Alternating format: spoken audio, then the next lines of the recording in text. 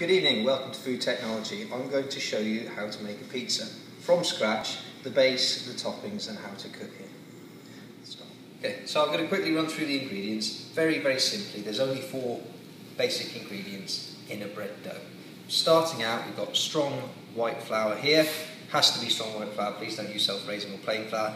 Caster sugar there, a bit of salt there, and a little sachet of fast action dried yeast. Bring these things together with a little bit of water and a little bit of olive oil and you will have the perfect pizza base.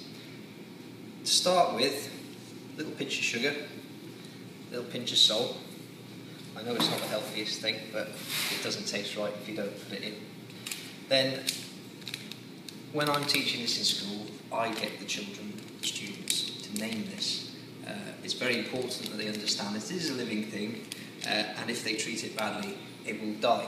Of course, we're going to kill it eventually, but for now we need it to work for us. So, a little sprinkling of yeast, olive oil, and this is the part that's important because we've named our friend. We don't want to pour boiling water on him because you will kill him. If you feel this water, it's tepid, it's a little bit warm. Very important. If the water's too cold, you won't kill the yeast, but it will just take longer for your bread dough to rise. I use a palette knife to mix the 2 things together. Don't put your hand in there, you can if you want, but it just makes a big mess. Exact quantities you use, it depends. What I do is add the water little bit at a time. You can always put more water in, you can't take it out.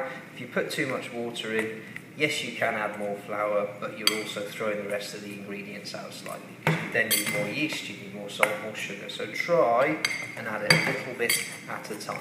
And you'll find, stirring with a palette knife, it should come together like a smooth dough. You want it to be a little bit sticky. If it's really dry and crumbly, you will have a really dry and crumbly pizza. You don't want that. So if you feel it now, it's slightly sticky. That is the dough made. All you need to do, cover it with cling film, leave it in a warm place for about half an hour to an hour to let it double in size. So here we've got our dough, proofed for about an hour in a nice warm place. I use the back of the ovens in here. Very simply, it is still slightly sticky. I say you want it sticky, that's the thing. If it's really dry and crumbly, it'll make sort of a biscuit pizza. You don't want anything like that. So you feel it is sticky, but it's not too sticky.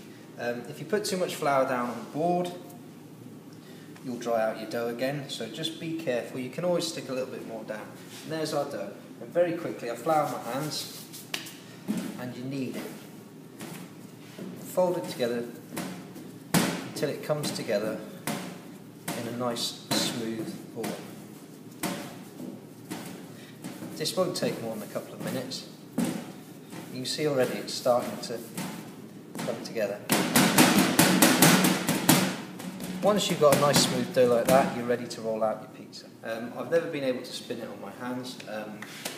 Very simply, the worst thing you could do in the world is roll out the perfect shaped pizza and it stick it to the table. So make sure you remember to put a little bit more flour down. Flour your rolling pin as well. And then gently work the pizza dough. You see there it's starting to stick a little bit, that's fine. Put a little bit more flour under it.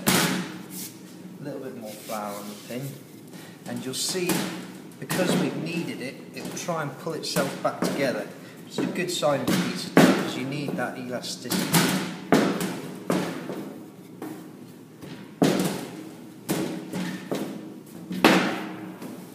Once you've done that, turn it 90 degrees, roll it the other way. Oh, there you go, see? Once you've got the required shape, all you've got to do is get it on your tray. Got a pizza tray here. If you try and pick it up with your fingers, chances are you put your finger through it. Be as careful as you can. Remember, it's still quite a sticky dough and it is sticking slightly to the table there. Pull it away on the rolling pin, roll it back out.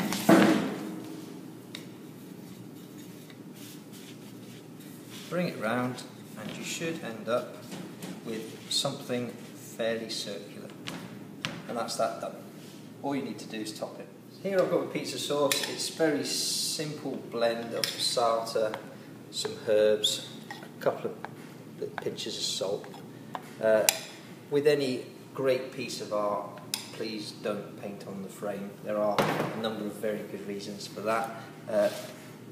Again, you can always put a little bit more on. Put too much on, it runs off your pizza, your dough won't cook properly. So spread it around gently, remembering to leave the frame of your masterpiece alone. And then you're ready to come to the toppings. 3 ingredients. I'm going to go for pepperoni, red onion and mushroom. How you arrange it on your pizza is entirely up to you. I'm going to start with the mushrooms. Very simply, there's 2 grips when it comes to dealing with knives. If you found a third one, you've probably made it up and it doesn't work. That's got a claw grip, very obviously looks like a claw, and that's a bridge grip. It looks a bit like a bridge. The idea being that the knife goes through the middle like that. This, very simply, claw technique, and slice. Shall we get closer?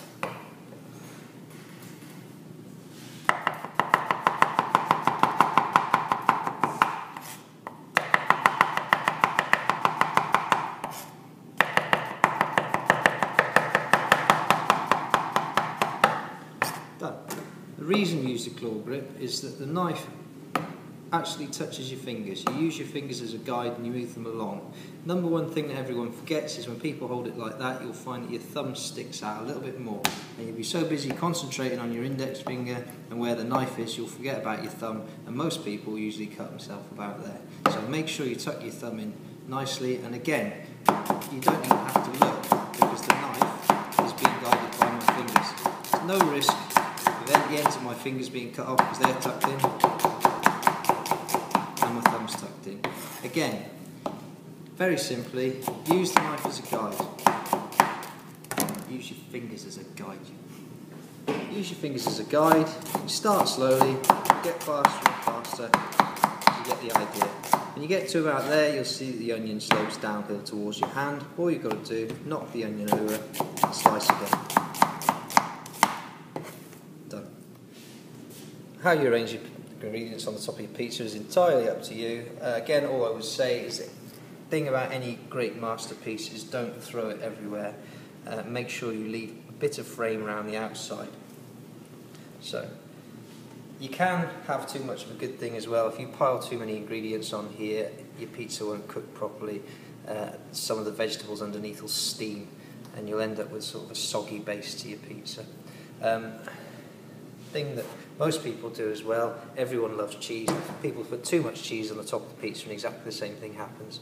So be quite sparing with the cheese, make sure you get a nice even coating. Again, try and avoid getting it around the edges.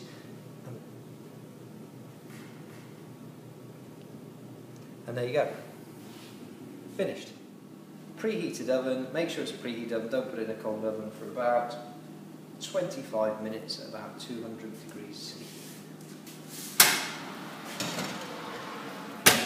20 minutes later, golden brown, straight out of the oven, finished pizza.